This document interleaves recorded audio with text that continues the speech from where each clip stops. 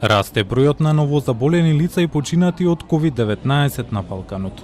И додека медицинските лица постојано бараат ограничување на собирите или затворање на баровите и ноќните клубови, владите на балканските земји во голема мера ги игнорираа предупредувањата на експертите, надевајќи се дека наместо тоа ќе го зголемат опсегот на вакцинацијата.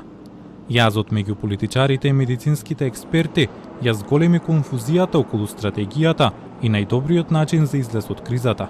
Премиерката на Србија, Ана Брнабич, вели дека не верува во мерките што биле воведени пред почетокот на вакцинацијата. Ja ne verujem u mere. I rekla sam to i medicinskom delu kriznog štaba i da vam kažem, ne slažemo se u tome. I moja je odgovornost. Ja ne verujem u iste mere kao što su bile pre vakcine. Zašto onda imamo vakcine? Но проблемот во вербата во вакцинацијата во овие земји е во фактот дека таа верба не ја споделуваат граѓаните на истите земји. Земјите од Централна и Источна Европа имаа проблем да ги убедат своите граѓани да се вакцинираат.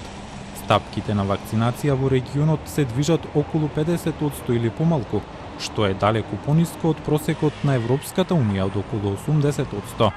Во земјите од Европската Унија, како Романија и Бугарија, кои бележат најниски стапки на вакцинација во блокот од 40-29%, здравствените работници ги обвинија владите за лошо постапување со пандемијата. Во главната болница во Букурешт, оваа недела, мртовечницата немаше повеќе простор за починатите. Телата на оние кои починале од ковид биле наредени во болничкиот коридор, додека делови од чекалната биле трансформирани во одделение за итни случаи, одделени со пластична фолија. Right now, Romania is probably one of the worst mitigated countries during the fourth or the Delta wave.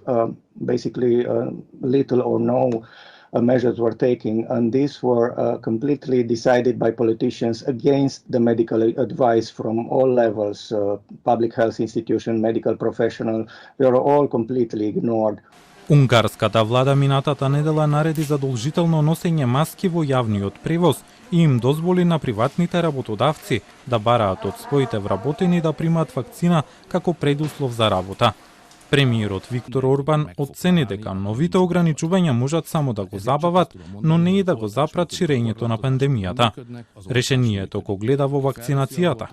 Подемот на пандемијата се чини дека до одреден степен ги разбуди хрватите, кои во долги редици чекаат да се вакцинираат.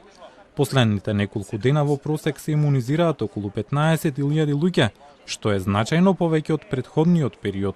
У државата каде стапката на вакцинација е околу 50%.